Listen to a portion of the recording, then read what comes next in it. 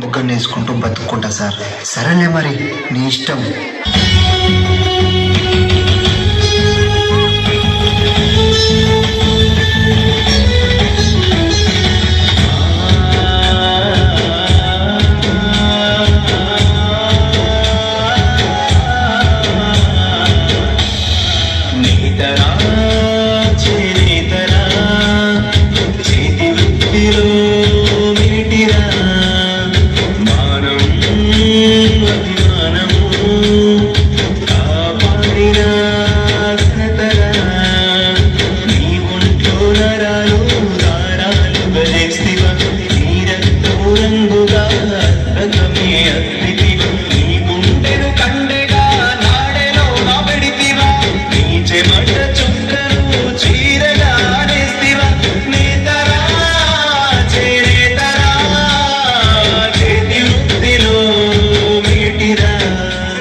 ఏమే, సినిమా పోదాం, రెడీ అవ్వు.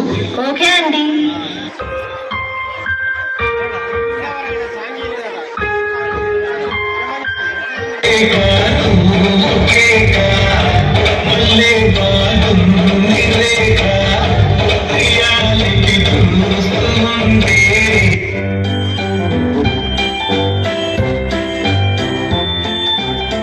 ఏమండి, గప్చుప్ తిందామండి.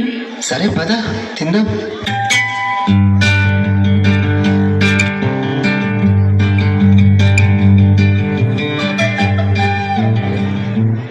కరోనా తర్వాత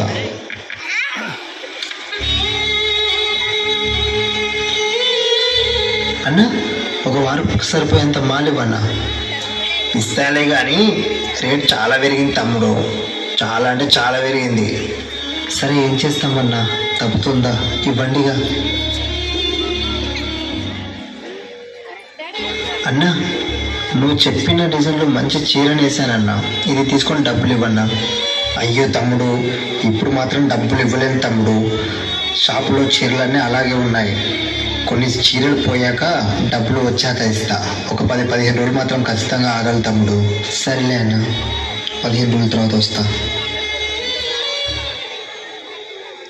ఏవండి, సరుకులు అయిపోయాయి, తీసుకురండి. సరే వెళ్తున్నా.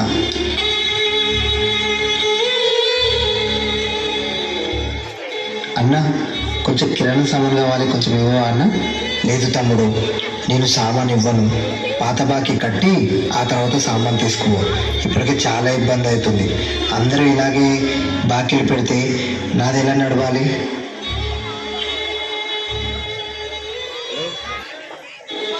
ఏంటి నాకు ఈ బాధ? ఎంత హ్యాపీగా బతికేవాడిని, కానీ ఇప్పుడు ఇలా. మాల్ ధర 3000 నుండి 6000 వరకు పెరిగింది. అసలు ఏమీ మేరడం లేదు. ఆ వచ్చిన పైసలన్నా టైంకి వస్తున్నాయంటే అది కూడా రావడం లేదు. అసలు ఇల్లు గడవడం లేదు. నాకు ఏం చేయాలో ఏమీ అర్థం కావట్లేదు. మా రాతలు మారేది ఎప్పుడు?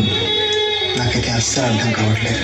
చుట్టమొస్తే పక్క ఇంటికి అప్పు కోసం వెళతావు, రోగమొస్తే చావుకై ఎదురు చూస్తా ఉంటావు.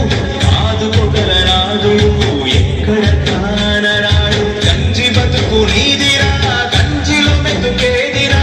నేతలెందరో మారిన నీ రాత మారలేదు. ఓట్ల పండుగప్పుడే నువ్వు గుర్తుకొస్తావు. నేతన్నే దేశానికి నేతగా ఎదగాలిరా. పద్మశాలి అంటేనే బదుగురు మెచ్చాలిరా. నేతరా చేతరా, చేతి వృత్తిలో మేటిరా. మానం అభిమానము కాపాడిన ఘనతరా, కాపాడిన ఘనతరా. ఒక చీర మగ్గం మీద తయారై బయటికి రావడానికి 10 నుండి 12 రోజులు పడుతుంది. ఒక చీర తయారీలో ఎంత మంది కార్మికులు కష్టపడుతున్నారో చూశారుగా. తరతరాలుగా వస్తున్న సాంప్రదాయ వృత్తి మీద అభిమానంతో కష్టాన్ని ఇష్టపడుతున్న చేనేత కార్మికుల అంకిత భావాన్ని గుర్తిద్దాం. చేనేత వస్త్రాలని ధరించి వారిని ప్రోత్సహిద్దాం. మన నేతలని కాపాడుకుందాం.